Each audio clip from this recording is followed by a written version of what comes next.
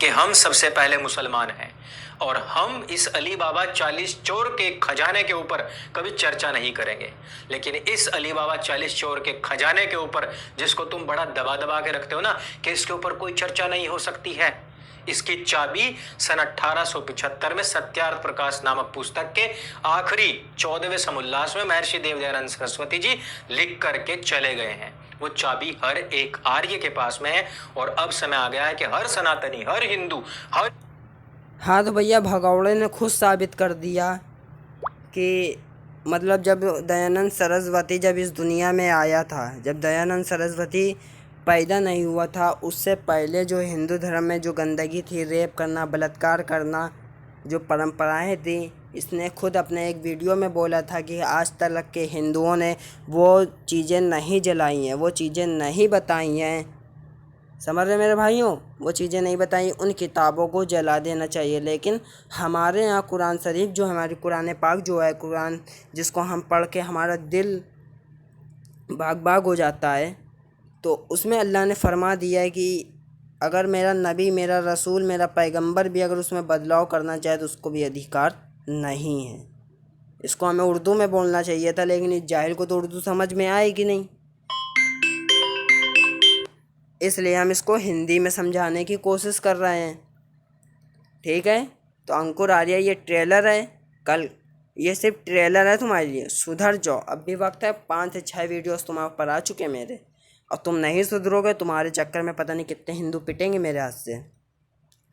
तो दयानंद सरस्वती ने क्या किया, जब देखा कि हमारे आर्य समाजियों में यानी कि सत्य सनातन धर्म में इतनी गंदगी है, तो उसने खटाखट उस गंदगियों को उठाना शुरू कर दिया, उस गंदगी को लपेटना शुरू कर दिया।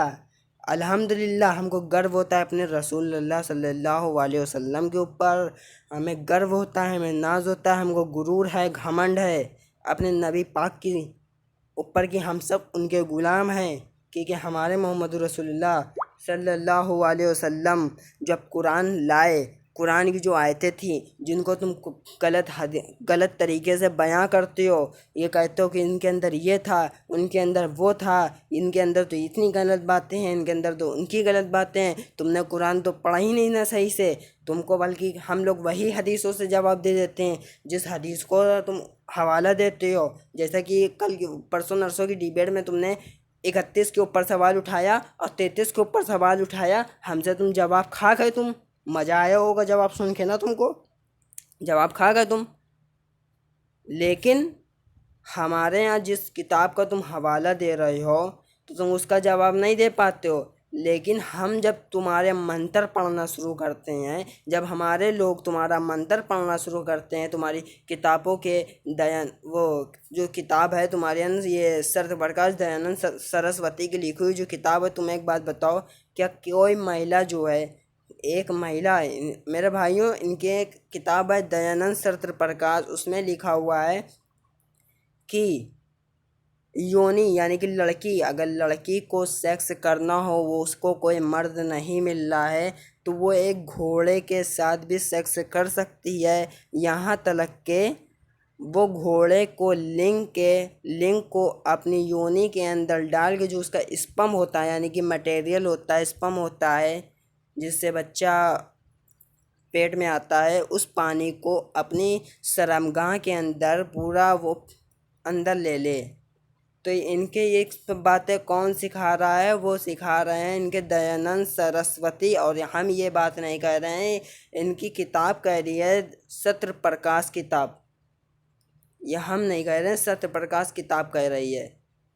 फिर उससे आगे आप पढ़ेंगे, उसके आगे बढ़ेंगे और उसमें ऐसी जाने कितनी स्टोरी आप लोग पा सकेंगे। और फिर दूसरे नंबर पे आती है मनुस्मृति। आप जब मनुस्मृति पढ़ेंगे, जिस पे ये लोग हवाला देते हैं कि हमारी अम्मी ऐसा की शादी जो हुई थी 9 साल की उम्र में हुई थी, तो अंकुर आर्य अब तुम्हें हम जवाब देते हैं। आज से जब तुम 500-600 साल पहले जाओगे, जब आज से तुम 500-600 साल पहले जाओगे ना, तो तुमको तुम्हारे ख़ानदान में जो होंगे वही बल्कि 9-9, 10-10 साल की, 12-12 साल की उम्र में लोग शादी करीन होगा। क्योंकि आज से 500-600 साल पहले जाओ तो लोग क्या करते थे, अपनी लड़कियों का नाबालिग ही तौर पे निकाह कर दिया करते थे। ये बात हम नहीं कह रहे, ये इतिहास कह रहा है, जाके पता कर लो। हमसे बड़ी उम्र के हो तुम, तुम्हारी आधी उम्र के हैं हम, समझे अंकुर आर्या? तुमको इतना ज्ञान नहीं? तुम्हारे दयानंद सरस्वती ने तुमको ये ज्ञान नहीं दिया? क्यों, तुम्हें नहीं मालूम है? जाके इतिहास को पढ़ लो। चाहो तो तुमको कुरान हदीस से भी जवाब दे सकता है सैफ अंसारी, लेकिन तुम्हारी वो औकात नहीं ना। हम तौहीन नहीं करना चाहते हैं तुम्हारे आगे कुरान हदीस को लाने के लिए।